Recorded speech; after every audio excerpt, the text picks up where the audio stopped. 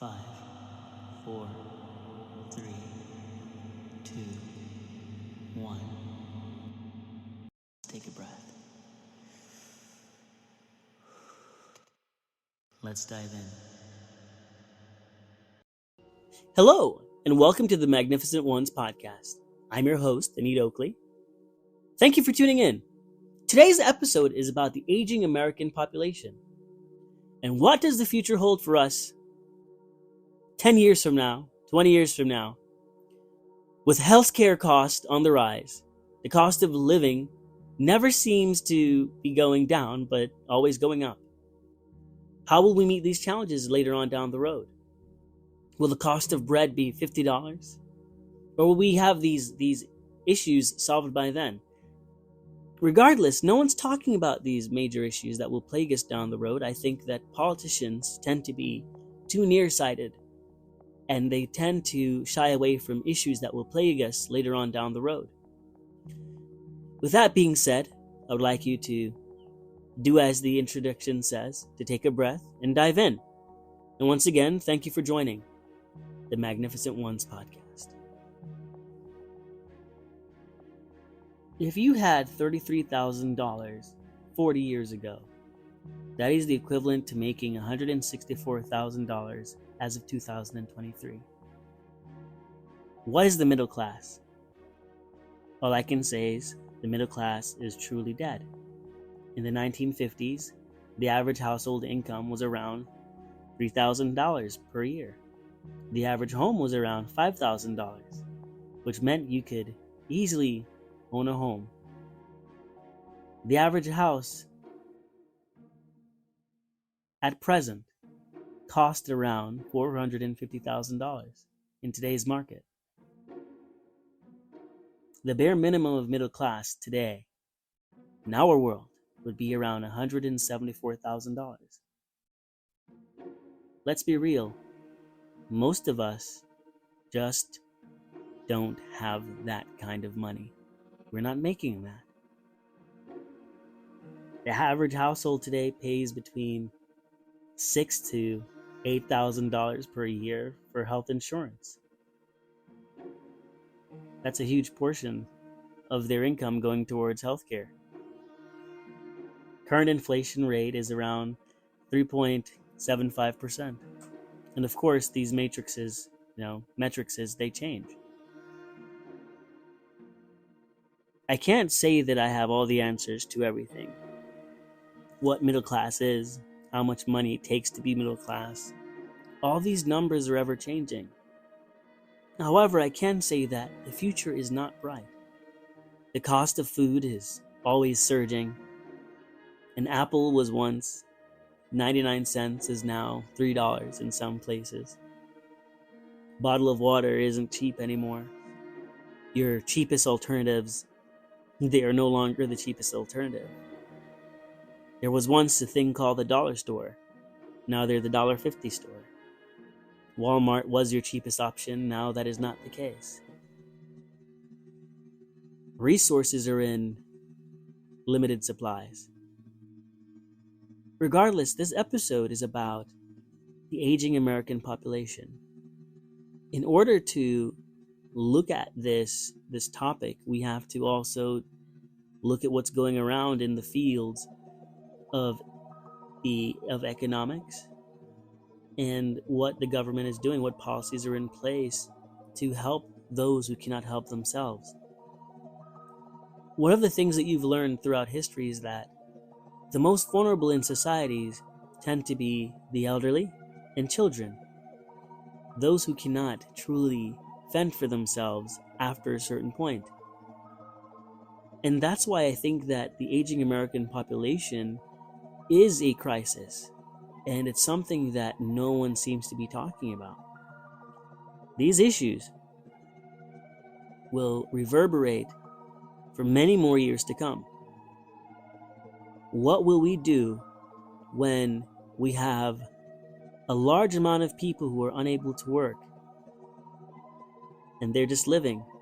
Who will pay for that cost? Will it be the very limited people who would be considered the middle class? Would it be the ultra wealthy? Will it be the poor? Who will pay for those who cannot take care of themselves? Whose responsibility is that? Is it the government? Is it society? I cannot give you a definite answer.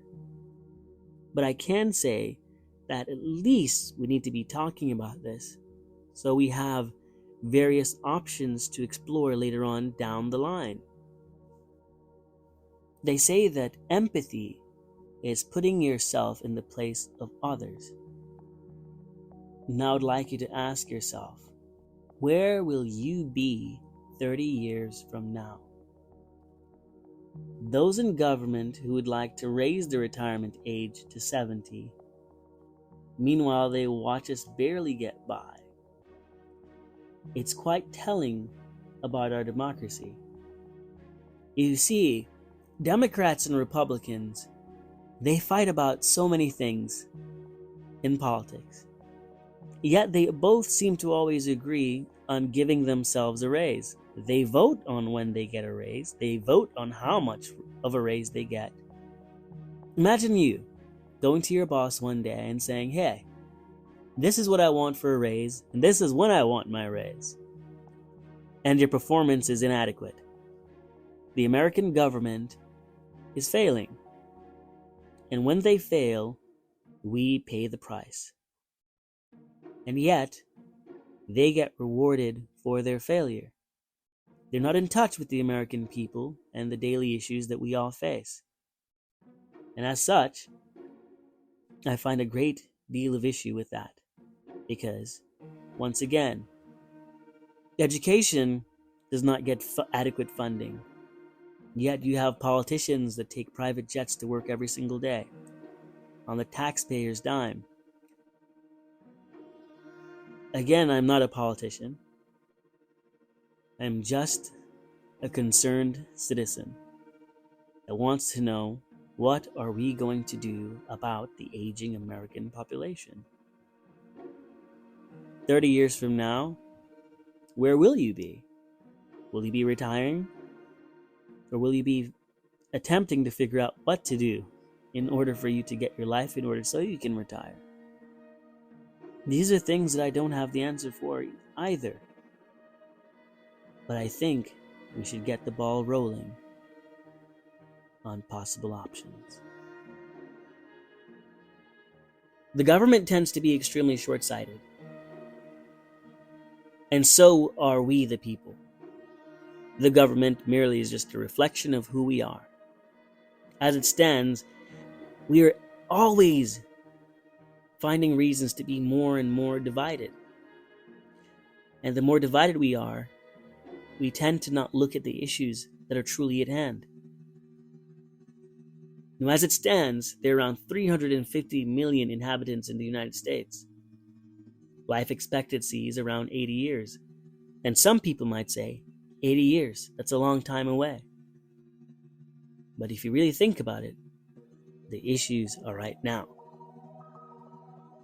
We are an aging population with fewer and fewer children. When we retire, who will occupy the jobs that we leave vacant, those job slots? I don't know. 17% of our population right now is around age 65 and older. And 22% of our population is 18 years and younger. 65% of our total population exists between 15 to 64 years of age. And with medical advances, people are living longer. And if more and more people are living longer and fewer people are dying, who will take care of that population that will not be working? I mean, think about this. 30 years from now, more than half of the American population will be at retirement age or close to it. And that's a scary thought that no one is talking about. And if we don't talk about these issues, then how will we know possible solutions to remedy them? I don't have the answer to any of these things. I am not an expert in an aging population or all of the possible things that will come about because of it. I do know that when there's a large amount of people that are not working, it creates a stagnant economy. It creates high rates of inflation. And what will we do in that situation where the cost of bread is $50? The cost of clothing is astronomical. And the idea of owning a home is non-existent. Again, I am not an expert. I am just a person. But I am a person that is thinking. And I'm thinking that this is a crisis. Who will pay for the aging population? Will it be Social Security? Will that even exist? I surely don't think so.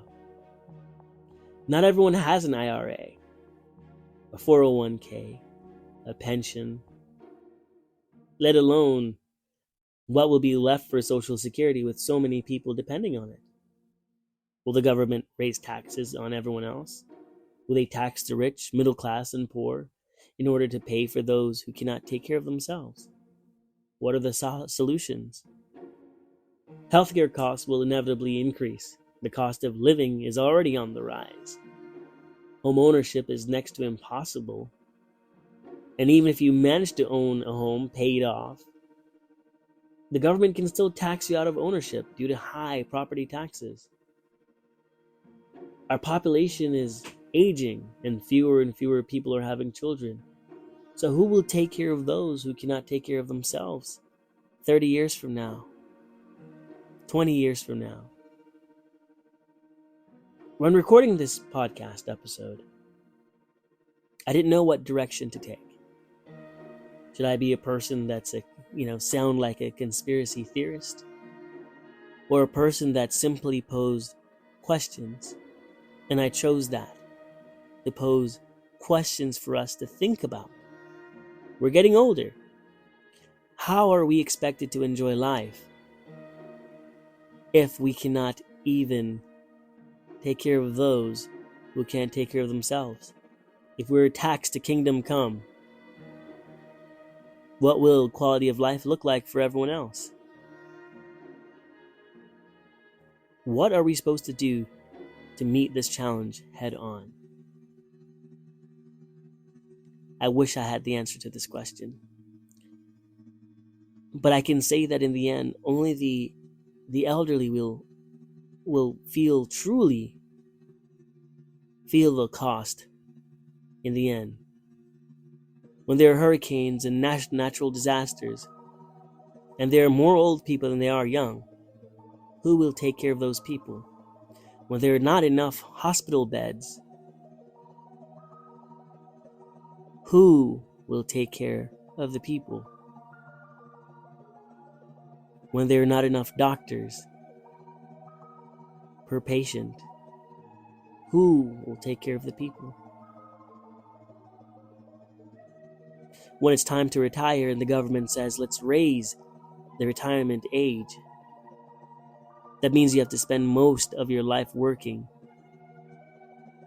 And you work to the point in which you don't even get to relax the last few years of your life because you're spending it working.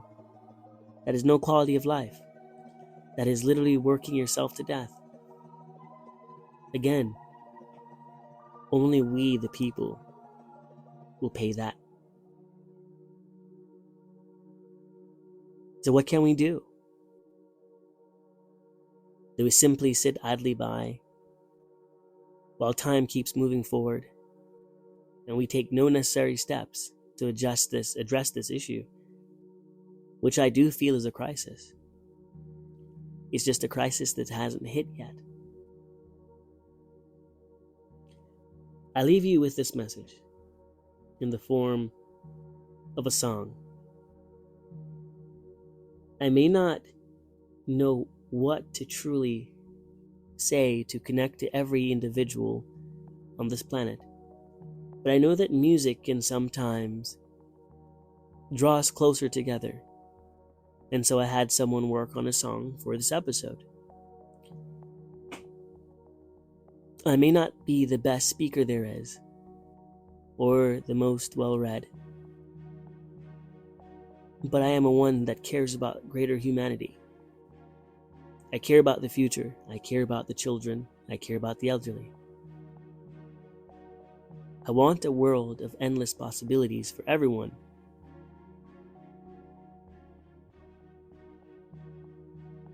And so we have to hold those in power accountable for their actions. Maybe the solution is smaller government. Or maybe it is the American people finally waking up one day and holding our politicians accountable and holding them to a higher level servitude. They're here to serve us. We're not simply here to be their piggy bank, for them to tax and to do as they please. We make endless sacrifices, and so our government needs to do more. Our government needs to function and serve. It is up to us to ensure that our future is a great one. Democracy isn't free. Our freedom isn't free. We can lose it all if we simply take everything for granted. We will not stay young forever.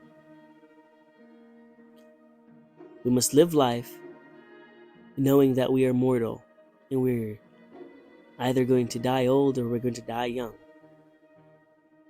or somewhere in between. But regardless, it is up to each and every one of us to make this future a good one. So once again, thank you for joining the Magnificent Ones podcast.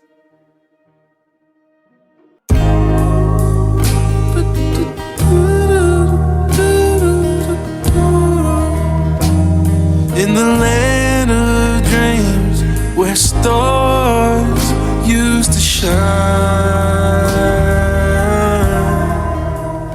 there's a tale of a nation aging with time. A melancholic melody whispers in the air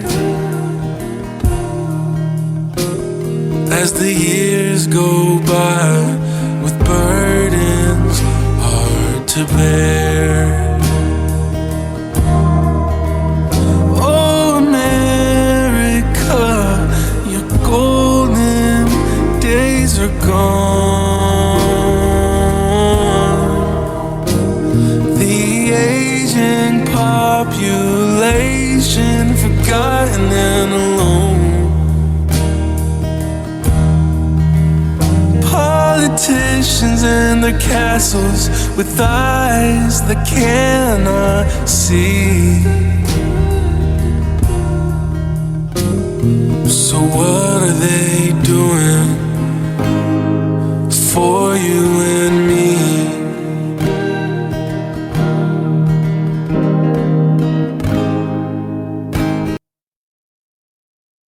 If you enjoyed today's content, please like and subscribe for more.